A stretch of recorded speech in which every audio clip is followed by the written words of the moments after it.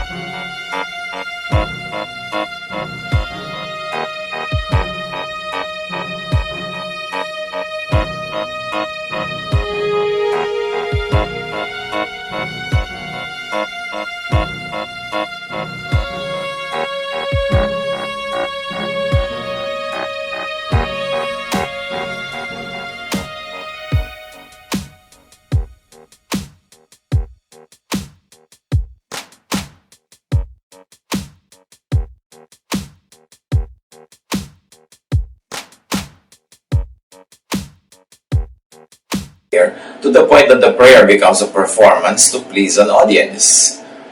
Well, I have nothing against people praying for sick people in the presence of many others, but as for me, parang napaka-powerful and effective yung personal prayer. James 5:15, and the prayer offered in faith will make the sick person well. The Lord will raise them up. If they have sinned, they will be forgiven. It's interesting to note na kakambal nung healing yung forgiveness, kakambal ng forgiveness yung healing. Apparently, there must have been some kinds of illnesses associated with sin, and therefore, the healing involves forgiveness of the sin. Kaya importante rin na yung tao ay nag-iisip-isip pag may karamdaman, pagka merong mga sakit. Mag-isip-isip kung meron ba tayong halimbawa kasalanan. Hindi lahat ng sakit ay dahil sa kasalanan, but apparently sa dami ng example sa Bible, merong mga dahil siguro sa kasalanan. At pwede halimbawa na dahil iniinda mo yung kasalanan, guilty ka, o natatakot ka sa magiging bunga nito, naapektuhan lang yung health. Bumababa ang power ng iyong immune system at nagagapi ka ng maraming mga karamdaman. Pwede mangyari yon. Pwede rin na dahil sa pag-aalala mo, dahil sa iyong kasalanan, dahil sa feeling mo tungkol dyan, ay mawala ka ng ganang kumain, mawala ka ng ganang matulog, at yung health mo will be impaired. So, nonetheless, it's always important to pray for the sick. Then bring the sick person's case before Jesus. Again, you bring Jesus to the sick person, or bring the teachings of Jesus to sick people. Paano ba dinadala ang isang tao kay Jesus? Hindi naman pwedeng gawin mo yan physically now kasi in spirit na ang ating relationship with Jesus. Well, you bring people to God, to Jesus, in spirit sa pagitan ng panalangin. And you bring Jesus to sick people in spirit once again through the teachings of Jesus. Dapat dinadala ka sa mga may sakit ang mga katuruan ni Jesus, ang kanyang mga pangako, ang kanyang mga sinabi, ang kanyang mga binitawan, ang mga blessings sa mga tao para ito madinig at tumalab doon sa taong nakakarinig. Ngayon, yung mga katuruan ni Jesus, mahalaga rin yan sa pagpapagaling ng may sakit because the sickness could be physical, mental, emotional, and spiritual. Yun naman pala, ang katapat lang ng sakit niya, makarinig yung kanyang espiritu ng mga nakakapagpalakas, nakakapagpasigla, at nakakapagpagaling na salita ni Jesus. Kaya yung pagtuturo mula sa mga direct words of Jesus, yung pagkukwento tungkol kay Jesus, part of healing yan. Dahil kuminsan yung katawan may sakit lang dahil may sakit ang espiritu. Pero yung espiritu, pagka nakarinig ng nakakabuhay na mga salita ng Diyos, nabubuhay ito, sumisigla, at kasama na sumisigla ang katawan. Jesus is the healer. Importanteng laging tayo nakafocus dyan. The spiritual touch of Jesus heals the body, mind, heart, and spirit. So, hindi lang physical ang healing. Emotional healing is very important. Maraming mga sakit dahil yung tao malungkot pala. Dahil yung tao depressed pala. Kaya yung mga sakit ng katawan niya ay symptom lang o pagbabadya lamang, pahiwatig ng tunay na may sakit, yung puso, yung espiritu, yung kaluluwa. So marami mga may sakit sa ating paligid, let's bring them all to Jesus, including ourselves, of course. Mark 1:31, sa pagpapatuloy ng kwento, dahil sinabi nila kay Jesus na may sakit ang biyenan nitong si Pedro, so he went to her, took her hand, and helped her up. What do we learn from here? That Jesus answers when called upon. That Jesus holds the sick by the hand. At ngayon, syempre, in spiritual ways. And Jesus helps the sick and the weak up. So, pumasok siya, kung nasa silid man yun, o nilapitan niya kung nasa isang sulok, hinawakan niya sa kamay, at tinulungan niyang bumangon. The fever left her, and she began to wait on them. Talsik ang lagnat nung hawakan ni Jesus. At siyempre ngayon, mahawakan tayo ni Jesus through our ears when we hear the words of Jesus. Through our eyes when we read the words of Jesus. And through our mouths when we speak, when we recite, when we declare the words of Jesus. Yan ang mga pinapasukan ng healing. At siyempre through our hearts. Pag tinablan tayo ng kapangyarihan ng pag-ibig ni Jesus, maraming karamdaman ang gagaling. The Jesus touch works. And we should note that the healed woman worked and served them. Pagkahipo sa kanya ni Jesus at tinulungan siyang bumangon, gumaling siya, bumangon agad, nagluto at pinakain niya yung mga panauhin. Kasi sila Jesus at ang mga kasama ni Jesus, sila ay mga panauhin sa bahay na yon ni Pedro at ng kanyang kapatid na si Andrew. So meron agad lesson para sa atin yan, mga kapatid. After receiving the Jesus touch, after being healed, restored, strengthened, help, serve, especially Jesus, the work of Jesus, the work of those who work with Jesus, tulungan natin yun. Kaya tayo gumagaling, kaya tayo pinapagaling, kaya tayo pinapalakas, meron tayong mission sa buhay. May saysay ang ating lakas. And what you receive, you give. Remember, she was served by Jesus. Now she served. And when you receive, you give. Kitang-kita agad eh. Isang sentence lang nga dito sa kwento sa Mark 1 na pagkagaling niya, naglingkod agad. So what you receive, give. Service. She received service, she served. And when you receive, you give. Huwag na maghintay ng matagal kung kailan tayo tumanggap ng pagpapala, agad-agad maging pagpapala tayo sa iba. Mark 1:32-34. That evening after sunset, the people brought to Jesus all the sick and demon-possessed. The whole town gathered at the door, and Jesus healed many who had various diseases. Lessons for us: bring the sick for healing to Jesus.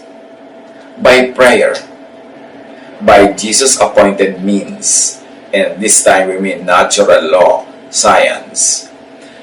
Maraming paraan ng paglapit kay Jesus para magpagaling ng sakit natin at sakit ng iba. Yung isa, prayer. Yan ang pinaka-madali at pinaka-madalas na ginagawa. Spiritual means.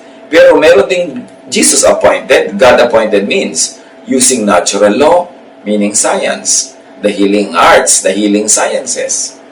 Pagka meron may sakit, pwede nating yang gamutin sa pamamagitan ng emotional ministration, spiritual ministration, at physical health ministrations. 1 Timothy 5:23, stop drinking only water and use a little wine because of your stomach and your frequent illnesses. Ito ang payo kay Timothy dahil laging sira ang tiyan. Hindi lang siya ipinanalangin, pinayuhan siya to take actual, practical measures. And in his case, to drink a little wine. Kasi disinfectant din ang alcohol ng wine. At maaaring ma-correct nito ang maraming chemical imbalances in the stomach. At talaga namang ginagamit yan ng ancient peoples as medicine. 2 Kings 20 verse 7. Then Isaiah said, prepare a poultice of figs. They did so and applied it to the boil, and he recovered. Itong hari ay tinaningan na ang buhay, mamamatay na.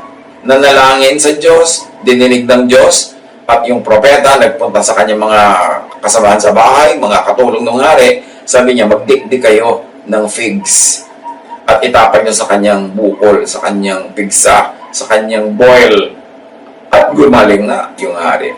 So you see, hindi lang panalangin, merong physical means na ginagawa, merong physical healing na nangyari because of physical application of herbs, of plants, of medication. 1 Kings 19, 4-8. And he walked for a whole day into the desert. Then he sat down under a bush and asked to die. Then Elijah lay down under the bush and went to sleep. An angel came to him and touched him.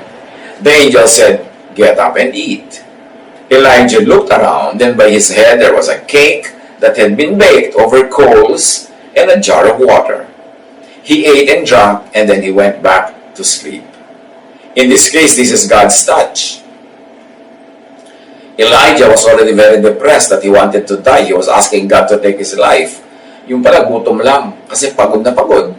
So, natulog siya at ginising siya ng anghel para painumin, para pakainin at pinatulog siyang muli. That's how God touched this man. Hindi lang through a miraculous way, kundi through physical ways and using physical tools. This time, water, food, and sleep. Later, the Lord's angel came to him again, touched him, and said, get up and eat. If you don't, you will not be strong enough to make the long trip. So Elijah got up. He ate and drank and felt strong. Then Elijah walked for 40 days and nights to Mount Horeb, the mountain of God. So hindi lagi dapat ang hinihingi natin miraculous healing. Kung meron kang dapat na inumin gamot, inumin mo yan. Kung may dapat kang kainin, kainin mo. Kung meron kang hindi dapat kainin, hindi huwag mo kainin para huwag makasama sa katawan mo yon. Meron dapat physical means to healing. Yung iba naman kasi puro hyper-faith ang umaandar.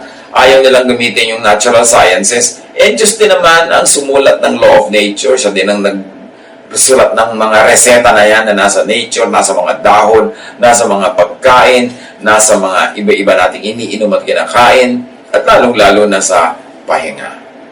Napakalakas magpagaling ang pahinga. Pahinga ng isip, lalo na. Pahinga ng puso, pahinga ng emosyon, at pahinga ng katawan. So bring people to Jesus by miraculous means. Get healing also by miraculous means. Kasi hindi naman dinidiscount yung miracles. Gawin mo kung anong kaya mong gawin bilang tao, at yung hindi mo kaya, ipasa Diyos mo. At kung kailangan talaga ng miraculous intervention, why not ask for it? 1 Kings 17:6. The ravens brought him bread and meat in the morning, and bread and meat in the evening, and he drank from the brook. So pinakain ng Diyos itong si Elijah, miraculous kasi gumamit siya ng mga ravens. Yung mga ravens, parang nga namang supplyan kanya ng pagkain. Nang dadagit nga sila ng mga pagkain ng mga tao para maging sarili nilang pagkain. Yung mga nasa bibig nila, dadalhin pa nila sa prophet, lilipad pa sila ng malayo para ibigay yon. Yun ang miracle doon. Kasi pagka naman ang Diyos ay kumikilos, it's not magic. The method was miraculous. Pero hindi man bilang, toink, mayroon ng pagkain, toink, mayroon ng inumin. Walang ganun. Magic yun eh. Pero sa pamamagitan ng kakaibang paraan, supernatural means, naging miraculous ang dealing ng Diyos sa propetang nagugutom. Sa pagpapatuloy ng kwento ng mother-in-law nitong si Peter at sa pagpapagaling ni Jesus sa mga tao doon, Mark 1:34, He also drove out many demons, but He would not let the demons speak because they knew who He was. Bring the demon disturbed, the demon oppressed to Jesus for spiritual and miraculous healing, and also for scientific healing. By clinical counseling, by psychology, psychiatry, lahat ng mga social sciences, natural sciences, applied sciences, galing din sa Diyos yan. Hindi magkalaban ang science at ang Diyos, ang medicine at ang healing, kasi lahat ng natural properties ng mga nakakapagpagaling na elements dito sa mundo ay Diyos ang may likha. So napakahalaga na magbibigay tayo ng pagkakataon sa tao na gumaling siya. At pag sinasabing demon disturbed, demon oppressed, hindi kailangan laging physical, actual, spiritual demon yung nakakubabaw sa kanya para siya magkaganon. Kumisan yun pala depression, acute depression, loneliness, sadness, intense guilt feelings. Kaya nga si Jesus sa pagpapagaling niya sa mga tao, pinalaya niya tayo sa napakaraming laws of Moses na hindi man masusunod lahat, ang magiging bunga lang sa'yo, guilt. So, by canceling the law, by setting us free from the law, dinawalan tayo dapat ng reason to be guilty, kaya tayo gumagaling, kaya tayo lumalaya, at kaya ang espiritu natin nare-restore. Maraming healing ways si Jesus. Hindi lang yung makikita natin na parang himala, yung kumikilo siya sa pamamagitan ng mga counselors, ng mga therapists, ng mga companions na napapasaya ka, nabibigyan ka ng kaligayahan, napapatawa ka. Healing lahat yan. Kasi ang tao hindi lang body, siya ay may spirit, merong soul. So lahat yan miniministeran, lahat yan.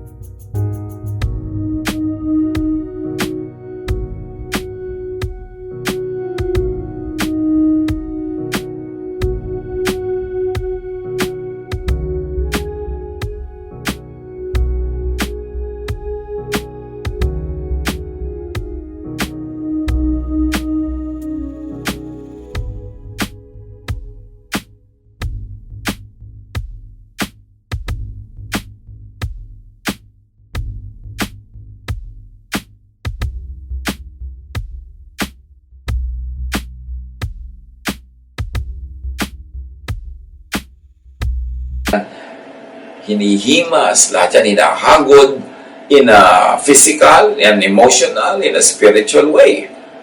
At lahat yan can be instruments of healing. Bakit natin pinag-uusapan ng mga ito ngayong mga lockdown at quarantine time? Kasi ang daming may sakit. Maaaring physical, madaling makita yon. Pero maraming may sakit emotional at saka spiritual illness. Mental illness.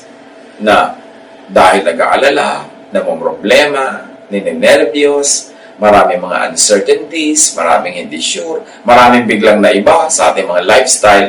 So, nahihirapan yung iba na mag-adjust, na mag-cope.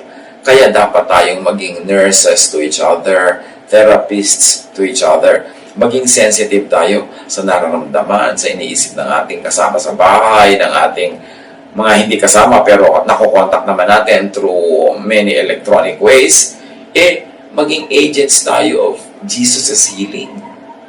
Huwag na tayong magdagdag sa pinoproblema nila, huwag na tayong magdagdag sa depression, sa lungkot nila, kundi magdala tayo ng kapahingahan ng isip, kaaliwan ng espiritu, at magdala tayo ng mga salita na nakakapagpakalma, nakakapagtahimik ng loob, at nagbibigay ng pag-asa. Kasi yun naman talaga ang ministry ni Jesus. Jesus heals in many ways. So let the Jesus healing happen by bringing the sick to Jesus, by bringing Jesus to the sick, by spiritual and miraculous ways, and also by natural, scientific ways. Just be practical sa pakikidil sa mga tao. Makiramdam. Paandarin lang natin ang ating common sense. Sa Luke 8, 1-3. Soon after this, Jesus was going through towns and villages, telling the good news about God's kingdom. His 12 apostles were with him, and so were some women who had been healed of evil spirits and all sorts of diseases. One of the women was Mary Magdalene, who once had 7 demons in her. Joanna, Susanna, and many others had also used what they owned to help Jesus and his disciples. Women played very prominent roles in the ministry of Jesus. Later on lang, nung si Jesus ay umakyat na sa Ama, at yung church ay nakubabawa na naman ang pangunguna ng mga male chauvinists, ng mga sexist peoples who discriminated against women, yung mga babae na lagay na naman sa mga gilid-gilid, sulok-sulok, kusi-kusina. Ano ni Jesus sa kanyang ministry, major players ang women. At dito sa ating binasa, itong mga babaeng ito, sumunod sa kanya, tumulong sa kanya, ginamit ang kanilang mga resources para sa ministry ni Jesus. Unang-una na, dahil sila ay pinagaling ni Jesus sa kanilang iba't ibang mga sakit. At meron doon, sabi pa nga, evil spirits.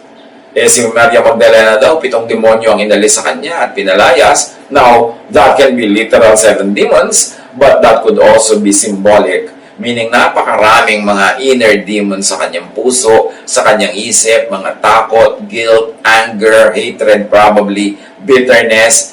Lahat ng mga yan ay inalis ni Jesus. And in this way, Jesus heals by treating the symptoms. Yung may lagnat, nawala yung lagnat, di ba? Yung mga hindi makalakad, nakalakad. Yung mga may galis at may mga kung ano-anong mga ketong natatanggal. Yung symptom, kitang-kita mo agad natanggal. But Jesus also heals by making the person whole. Yung hindi kita ng mata agad, yung hindi parang magical effect, nakita-kita mong may nagaganap, tumutuwid ang liku-likong buto, nawawala yung mga sugat. Yung hindi ganon, yung napapagaling niya ang emosyon. Ang pagpapagaling ni Jesus, iba-ibang paraan. At yung pinakamalalim, mahalaga, na pwede natin matutunan is by giving people attention, company, personal touch. Yung mga yan nakakapagpagaling ng sakit ng katawan, but more than that, sakit ng isip, sakit ng puso, sakit ng damdamin, ng kaluluwa. Yung papansinin mo ang tao, sasamahan mo, kakausapin mo, hahagurin mo kung minsan, touch on the shoulder, a hug, an embrace. Nakakagaling yan. Jesus heals people by giving them forgiveness, restoration, and value. Yung may kasalanan ka, pinatawad ka, nakakapagpagaling yan. Yung binabalik ang broken relationship, binabalik sa dati yung nasira, yung binibigyan ka uli ng privileges, ng pansin, ng attention, kasali ka uli, nakakapagpagaling yan. At bakit natin pinag-uusapan ngayon? We are surrounded by many people who might be sick. Dapat maging agents of Jesus healing tayo. Jesus heals people by giving them value. Kita niyo yung biyana ni Pedro. Nagtrabaho agad, nag-serve agad, nagkaroon agad siya ng self-worth. So, binibigyan natin ng work, ng mission. Yung mga tao, nagdadagdag yan sa value nila. Pagka meron tayong isinasali sa project, binibigyan ng task, ng mission, inuutusan, hindi lang yung para natin sila kawawain o i-exploit. Kasi isang paraan yun ng pagsali sa kanila sa ating buhay, sinasali nila sa atin, natin sila sa ating mga ginagawa. So, nagkaroon sila ng newfound sense of value and worth. At gumagaling ang emosyon ng mga tao na ang sakit ay feeling rejected, feeling puwera, feeling kawawa. Jesus heals by giving people acceptance, belongingness, and assurance that they are loved. Pwede rin natin gawin yan sa isa't isa para daluyan tayo ng pagpapala ng Diyos. And Jesus heals by giving peace of mind and rest for the spirit. Yung hindi natin laging ginugulo, binabagabag, binibigyan ng mga alalahanin,